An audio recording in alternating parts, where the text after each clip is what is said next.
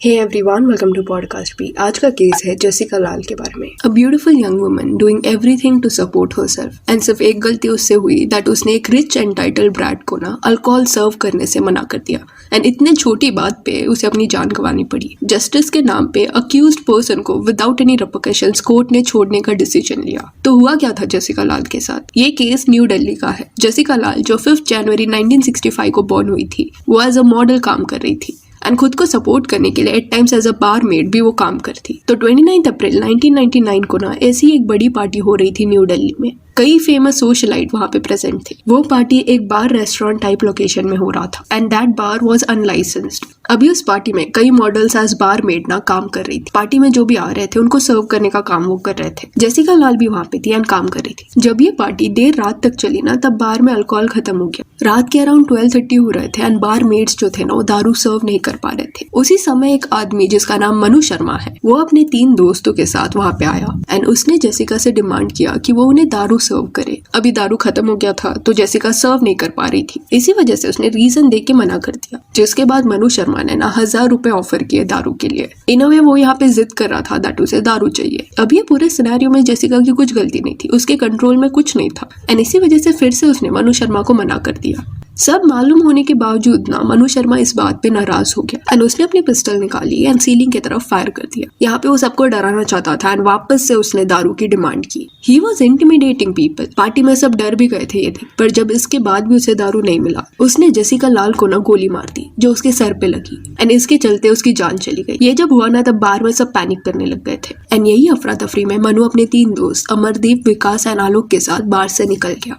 एक इनोसेंट लड़की जो 34 इयर्स की थी एंड अपना काम कर रही थी, उसने अपनी जान एक एंटाइटल लड़के के घमंड के चलते गवा दी। ये जब हुआ, कई लोगों ने ये सब विटनेस किया। जब जेसिका को अपोलो हॉस्पिटल ले जाया गया 30 अप्रैल 1999 के रात को ये डिक्लेयर किया गया कि उनकी जान चली गई है। फिर 2 मई 1999 को दिल्ली पुलिस ने एक टाटा सफारी कार रिकवर की एंड वो फेज में ना सारे जो भी अक्यूज थे वो फरार थे। बट 4 दिन बाद मई 6 को मनु शर्मा ने सरेंडर किया। अभी ये जो क्राइम हुआ था वो कुतुब कॉलोनेट लोकेशन पे हुआ था एंड कई विटनेसेस थे इस क्राइम की। इनिशियली पुलिस जब उस लोकेशन पे आई थी ना, तब कई लोगों ने मनु शर्मा के अगेंस्ट स्टेटमेंट दिया था एंड ये एक ओपन एंड शट केस था। सबको पता था उस रात क्या हुआ था। और मनु शर्मा एक पावरफुल आदमी था। उसके डैड विनोद शर्मा एक पॉलिटिशियन थे। मनु ने जब ये क्राइम किया था तब वो 22 इयर्स ओल्ड था। उसके बाप के पावर एंड कनेक्शन की वजह से ना कई विटनेसेस सामने आने से डर रहे थे। कहा यह भी जाता है कि उन्हें डराया धमकाया गया, ब्राइब दिया गया सो दैट कोर्ट में ना वो अपनी गवाही चेंज करते। जब एक्चुअल में कोर्ट हियरिंग्स शुरू हुए एंड विटनेसेस को डिपोज किया गया, तब शान मुंशी करके एक विटनेस थे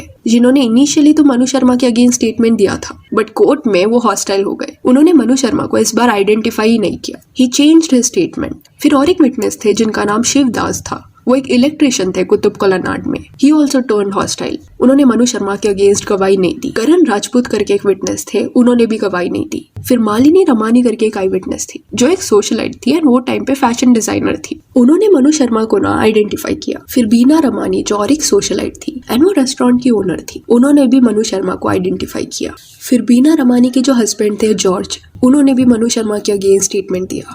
देन दीपक भोजवानी करके एक पर्सन थे, उन्होंने भी ना मनु शर्मा के फोटो को आइडेंटिफाई किया। तो 32 विटनेसेस में कुछ ही लोग सामने आए, बाकी सब डर के मारे या पैसों की वजह से ना हॉस्टाइल हो गए। ऑलमोस्ट 7 इयर्स तक ये केस चला। जेसिका लाल की एक सिस्टर थी जिसका नाम सबरीना लाल था। उन्होंने बहुत फाइट किया जस्टिस के लिए, बट 7 इयर्स बाद 21 फरवरी 2006 को मनु शर्मा को ये सारे चार्जेस से ना फ्री कर दिया गया, अक्विट कर दिया गया, यानी कि उसे जेल में नहीं डाला गया। एंड उस समय कोर्ट ने ये रीजन दिया कि due to lack of evidence ये वर्डिक्ट दिया जा रहा है। जिस वेपन से फायर किया गया था उस वेपन को पुलिस हासिल नहीं कर पाई और कोर्ट का ये भी कहना था कि ना ये साबित कर पाई है पुलिस कि कौन से बेसिस पे उन्होंने ये केस बिल्ड किया है। देन और भी कई लूप होल्स के चक्कर में उस दिन मनु शर्मा फ्री हो गया। ये भी कहा जाता है कि पुलिस ने भी अपना काम प्रॉपरली नहीं किया बिकॉज मनु शर्मा के डैड एक पॉलिटिशियन थे एंड पुलिस डिपार्टमेंट में भी वो अपने पावर का यूज कर रहे थे। ये वर्डिक्ट के बाहर आने के बाद ना लोग काफी अपसेट हुए। जेसिका लाल की सिस्टर अपसेट हुई, प्रोटेस्ट होने लगे, मनु शर्मा के अगेंस्ट कैंपेन्स किए गए, SMS कैंपेन्स किए गए, कैंडल लाइट विजिल्स हुए।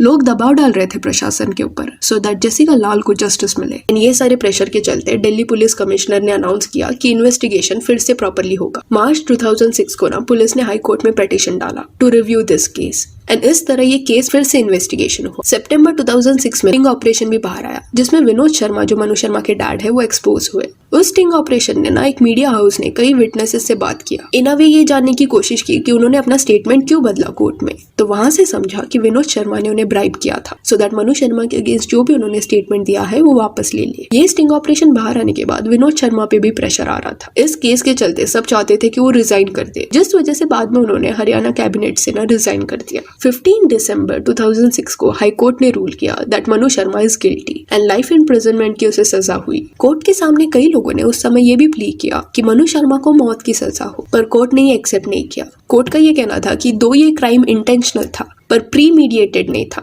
यानी कि प्री प्लान नहीं था, जिस वजह से ये सजा नहीं दी जा सकती। तो एंड में जेसिका लाल को जस्टिस मिला। पर 2006 के बाद और भी ऐसी कई चीजें हुई जो बहुत ज्यादा अपॉलिंग थी। 2006 में क्योंकि सबका ध्यान था इस केस के ऊपर, इस वजह से इसको सीरियसली लिया गया। मनु शर्मा जेल में था, पर इवेंचुअली सितंबर 2009 को ना मनु शर्मा को पैरोल मिल गया, यानी कि उसको थोड़े दिन के लिए बाहर आने दिया गया। ये बोला गया कि कोई तो फैमिली बिजनेस मैटर है जो उसे अटेंड करना है एंड इवन उसकी जो मदर है ना वो सिक है, इस वजह से 30 दिन के लिए वो बाहर जा सकता है। पर बाद में जाके ये पीरियड और भी एक्सटेंड हुआ और 30 दिन एक्सटेंड हुआ, यानी कि 60 डेज हो गया इन टोटल। एंड इस फेज में मनु शर्मा बाहर पार्टी करते हुए नजर आया एंड उनकी जो मदर थी शी वाज फाइन, वो पब्लिक फंक्शंस अटेंड कर रही थी। तो इस तरह कुछ वक्त बाहर रहने के बाद नवंबर 2009 में फिर से मनु शर्मा तिहाड़ जेल रिटर्न आ गया एंड आगे जाके भी 28 दिसंबर 2013 से लेके 5 जनवरी 2014 तक मनु शर्मा को ये लिमिटेड पैरोल ग्रांट किया गया था। ये बोला गया कि उसको बाहर इसलिए भेजा जा रहा है सो दैट वो अपने मास्टर्स डिग्री का ना एग्जाम दे पाए। एंड अजीब बात ये भी है कि 2015 के साल में जब ये आदमी जेल में था, इसकी शादी भी हो गई प्रीति शर्मा नाम की एक लड़की के साथ। और ये ऑड इसलिए भी है बिकॉज इस आदमी को लाइफ इम्प्रिजनमेंट की सजा हुई थी, तो कोई भी सेन वुमन इस लड़के से शादी क्यों करेगी।